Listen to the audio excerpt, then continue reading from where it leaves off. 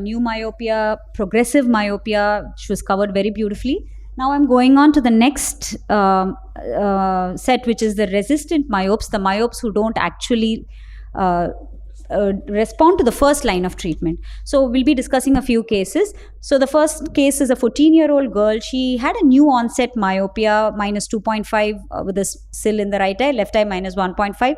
Normal binocular vision, all other parameters were completely okay. So this is her chart. If you can see, she started off with 2.5 and 1.5. Through this, at the next visit, she progressed to 3.25 in both her eyes. And of course, there was a corresponding axial length elongation.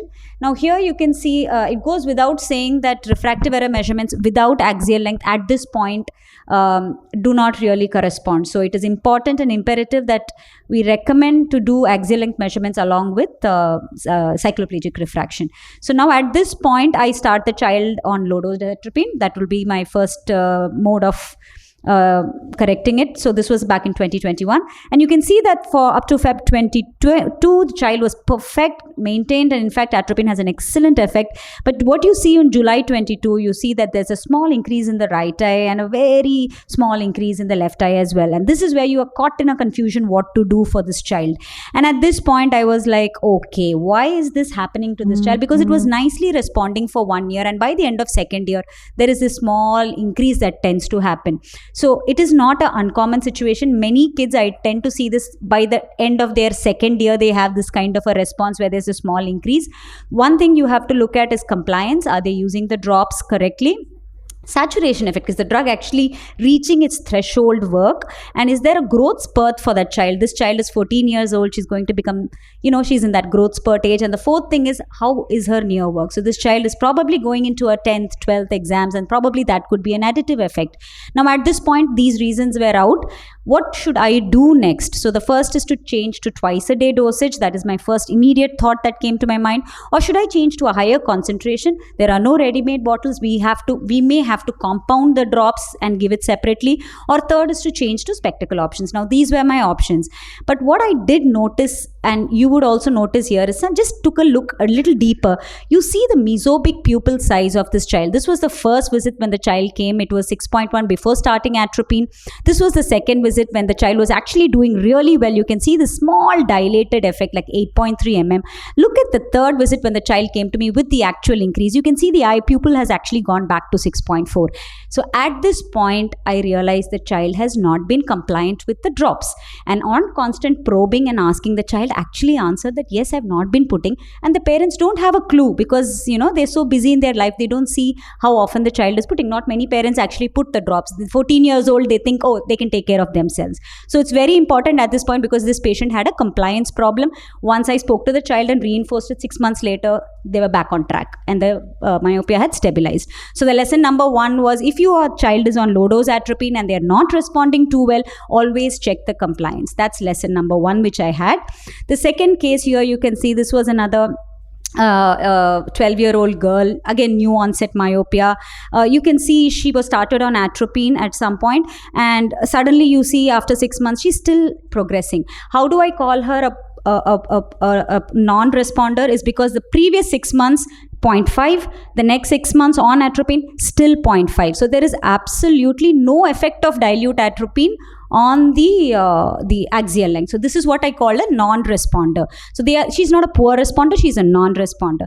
Now at this point I went back to the whole scenario. I asked for the lifestyle. Everything was the same. It didn't change. Of course, in fact, her lifestyle habits had improved over time.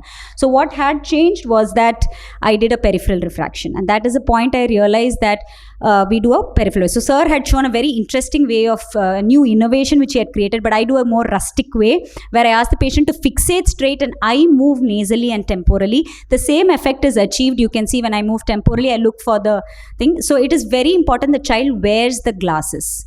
The child has to wear the corrected glasses. The child, you have to put the working distance correction so that you emmetropize the primary gaze. So it is important to emmetropize the primary gaze and then move nasally and temporally to look for width movement. So I just look for width movement. I don't even correct and see how much width movement. So if there is a width movement, then that means there is a peripheral hyperopic defocus. Now if there is a peripheral hyperopic defocus, you put them on spectacle option. So I put this child on DIMS, and you can see that after 6 months she had actually stabilized, and 1 year through now and she's still stabilized. So at this point, again, my lesson number 2, also this is just my results with DIMS. We have about 30 eyes now. And you can see the progression on refractive error is 70.1% control and axial length is 88.9%. Still, I'm quite happy with the way DIMS is working. So my lesson number 2, whenever you have a progressive myopia and you're wondering, should I do spectacle, should I do low-dose atropine, I would do a relative peripheral refraction and then take a call. That's how I do it. So then I prescribe what would come. Then case number 3, this was a 7-year-old girl. She had blurry vision in the right eye since 6 months. Again, parents had history of moderate myopia. There was parental myopia. This was her refractive correction, 4.75 and minus 0.5, gave her glasses, therapy, the usual things. Now you can see this is, I've been following one of my oldest patients right from 2016, now it's to 2020. You can see the progression that's slowly been happening over time, and everything else was good. Of course, her lifestyle was really bad, so we gave her good modifications, and at this point I started her on atropine. So once I started her on atropine, you can see there was a good control with atropine up until March 2021. So here you can see again at this point, exactly like I was telling, the 2-year mark towards where it reached, shoot up. It just shot up into some unknown number. So at this point I was wondering why did this happen? Then I realized that probably the saturation effect was reached for atropine because the compliance was good, everything else was good, child's lifestyle was good. So at this point I decided to not stop atropine, rather I decided to do a combination therapy because atropine was working, but suddenly we don't know what happened, the threshold effects reached. So I did a combination therapy for this child, did a DIMS plus dilute atropine, and here you can see that it has definitely blunted the response. I wouldn't say it has stabilized it completely, but you can see the sharp rise that was there. It kind of blunted it out a little bit. So combination therapy definitely works. There are 2 interesting studies that are now available with us. One study, again, you can see this, the combination group is the red one. You can see it's much better than the atropine group alone or the DIMS group alone. Definitely better than the control. And you can say the same for the axial length as well. The red line is the combination therapy, has much better axial length control than either treatments alone. This was another interesting study by Huang et al. And you can see that the combination therapy actually creates a much better protective effect. So my lesson number 3 is, if you atropine responds but not as much as you would like to, please try combination therapy because it definitely works. Okay, on to my final lesson. The same child progressed. Yes, she progressed, but it was, yes, she stabilized a little bit, but not to the extent that I would want her to. So at this point, I decided we have to look a little bit deeper. So when I looked a little bit deeper, you see that she said that, oh no, I play 1 hour day outdoor terrace, my new work has come down, I'm much better in a lifestyle behavior right now. But what we did was we put her on a wearable light tracker just to see what exactly is happening. And then when we actually found out that in 2 weeks when she came back, the data showed she barely spent 23 minutes a day outdoors and barely 17 minutes on weekends. So what they say may not necessarily relate to what actually is happening on the ground. So then we realized that, listen, you may be probably having a poor recall value. You may be imagining spending 1 hour outdoors when you're probably hardly spending 20 minutes outdoors. So then we gave her lifestyle modifications, once again reinforce the whole thing, put her on a mobile phone application where they could kind of use the device for 1 month, and she actually realized that she wasn't spending enough time outdoors. And once that happened, you can actually see the blunting much better. The left eye had almost stabilized and the right eye had also stabilized. I didn't know if it was the carry-on effect of the combination therapy or if it was a lifestyle, but whatever it is, it worked.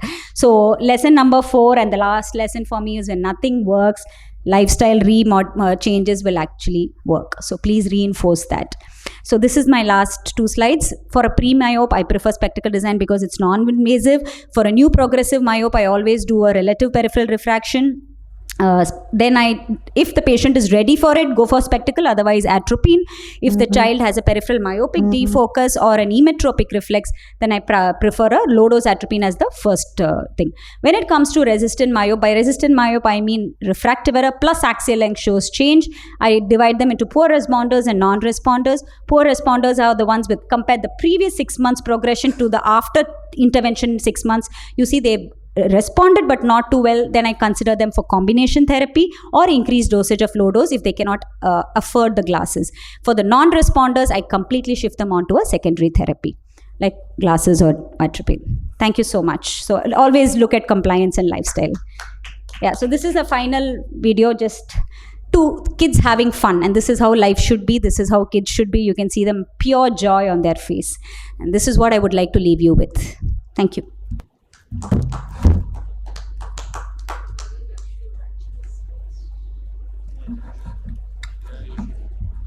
So the next talk would be Dr. Prachi's, I think. Yeah, we are. Yeah. It's 14 minutes long, so I'm going to be cutting it down. Okay, maybe Dr. Kuheli can present and then we can have Dr. Prachi's. Yeah, makes sense. And doesn't work. Even you've gone through their lifestyle as well. You Yeah. have an added advantage. You have that watch which Yeah. measures daylight. But Yeah. our skepticism is also looked at. We've tried everything. Any suggestions how to tackle that, or do you just say, wait, let's see what happens? We don't have all the answers. I think that's the first thing. As parents, we should make them understand. We do everything we can that is available scientifically, the evidence. We try, do peripheral refraction once again, look at the lifestyle, rework that. Usually they respond to one or the other, especially if they have a growth spurt at that time. We really don't have anything in our control at that point. So we explain everything, but Dr. You Jethanikar. can increase the dose. 1% Yeah. works in most of them. Oh yes, 1% I have tried in one kid. 1% Yeah. works in 1% most of them, because even atom 1, if you see, Yeah. 80% of the patients responded to 1%. Ag- So 80%. 1%. Excellent suggestion, I'll tell you yeah. a story of 1%. So one of my son's batchmate, they came to me, myopic progressors.